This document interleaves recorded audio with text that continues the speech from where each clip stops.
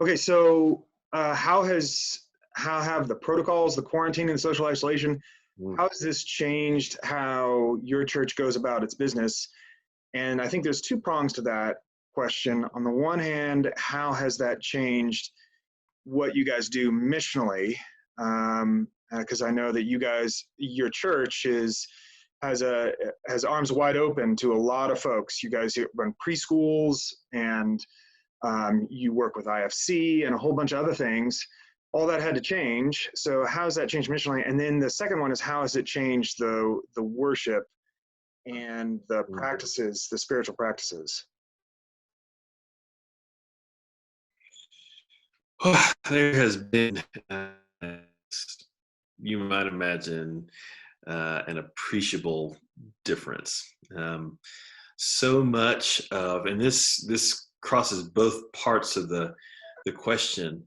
So much of what we do seeks to be with. I mean, it's our way of understanding incarnational ministry with, and so we are with folks at IFC. You know, we want to give monetarily, but we actually want to show up and be with. So we want to show up and be with folks at IFC.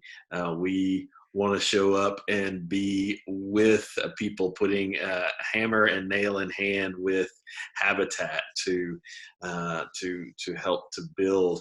We want to be with folks as we are engaged in mentoring in local schools. There's just so much showing up.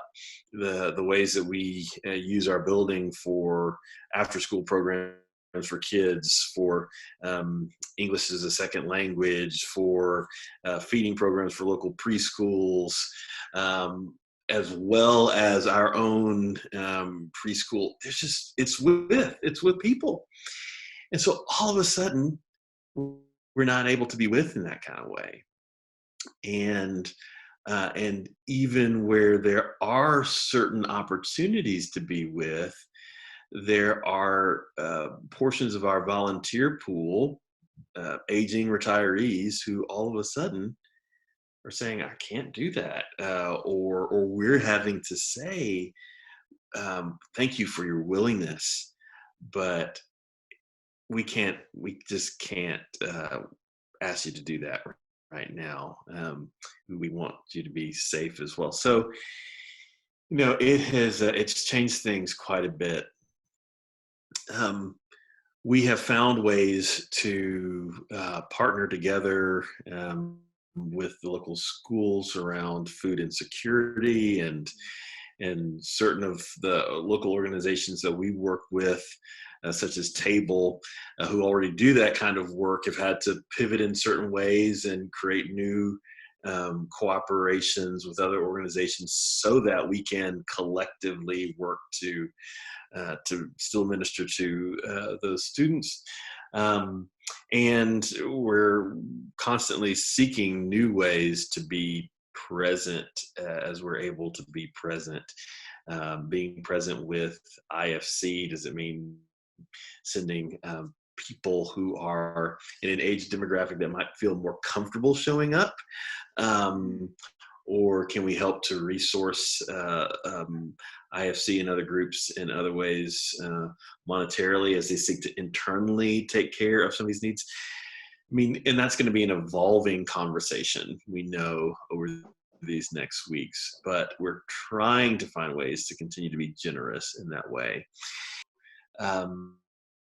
We are finding ways to be a digital community. The question that I asked my staff as we began this time of social distancing was to not simply think about replicating what we already do in a digital space. So it's just the same thing in a new space. But I said, if we were a launch team or a leadership team is preparing to launch a digital community, what will we do? Right.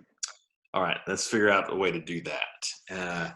And I can't say that we've purely lived in that headspace, but we've at least attempted to as we have moved forward.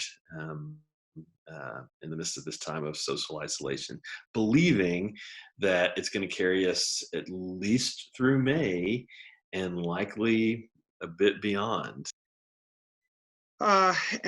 Anything else? Has the way that you all have worshiped or the way that you guys have prayed Mm, changed in the midst of this? And yeah.